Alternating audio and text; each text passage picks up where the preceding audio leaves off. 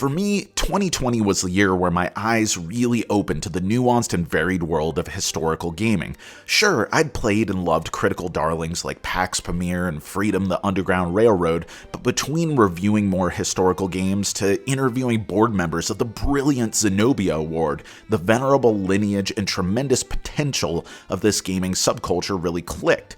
And crowning that experience was Fort Circle Games' debut, The Shores of Tripoli. Set during the very beginning of the 19th century, the game depicts one of the US's first foreign conflicts since its inauguration, the First Barbary War. The players take on the role of either the United States Marine Corps or the Tripolitan forces under Pasha Yusuf Karamanli, carrying out the events of 1801 to 1806, conveniently corresponding to the game's 6 rounds.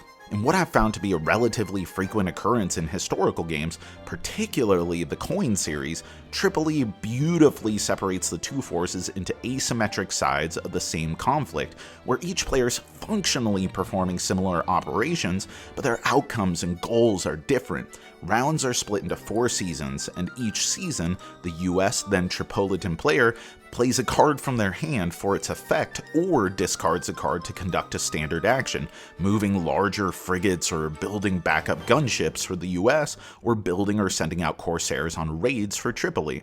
With 4 seasons and 6 years, this leaves a maximum of 24 actions for either player to work towards their goals, a tremendous nail-biting pressure that leads to tense and at times risky play.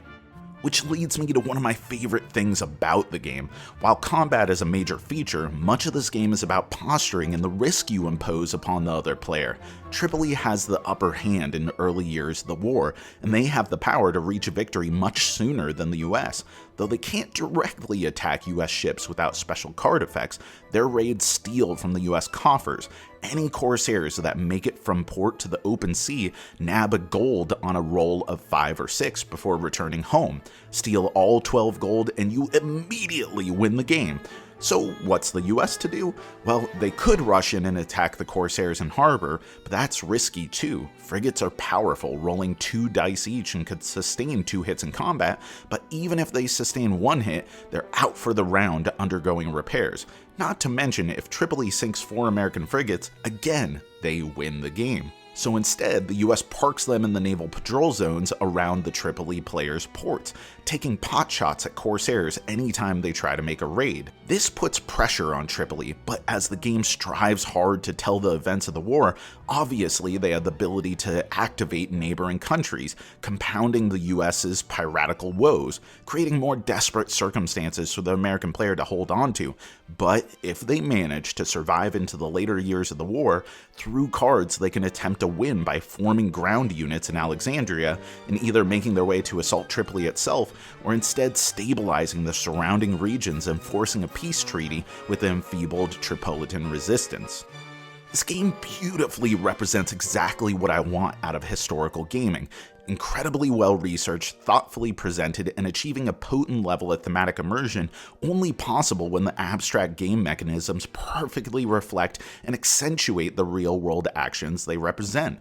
In truth, this is a simple game, but it's deviously cunning. The first time I sat down to play, we played it 3 times back to back, struck by the immediacy and severity of every action.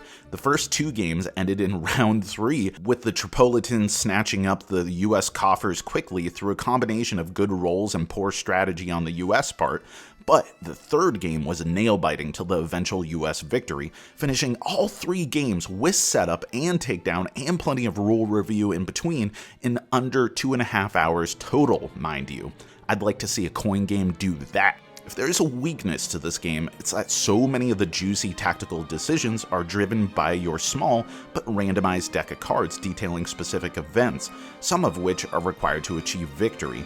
The game does plenty to cycle your deck and has clever ways of ensuring that you have the tools you need, but unless you know what's up with your own cards, let alone what your opponents could be packing, it's hard to wrap your brain around the strategy. This rewards repeated play, but creates a lot of uncertainty when playing right out of the box, with clunky blunders and wonky outcomes.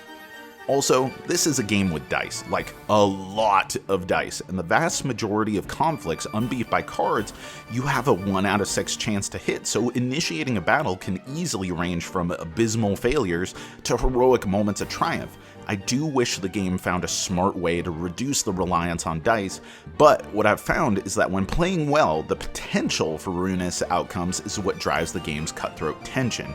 The most severe thing about me parking my frigates outside of Tripoli isn't that they're directly hurting you, it's that it puts the pressure on you to second guess your approach, making you choose between burning time to shore up your probabilities, shift strategies, or make risky plays. Shores of Tripoli achieves what most historical games set out to do. It's an intimate experience that balances between engaging gameplay and authenticity to create an immersive, believable world that's just as rewarding for people familiar with the subject matter as it is an inviting gateway for laymen to learn more.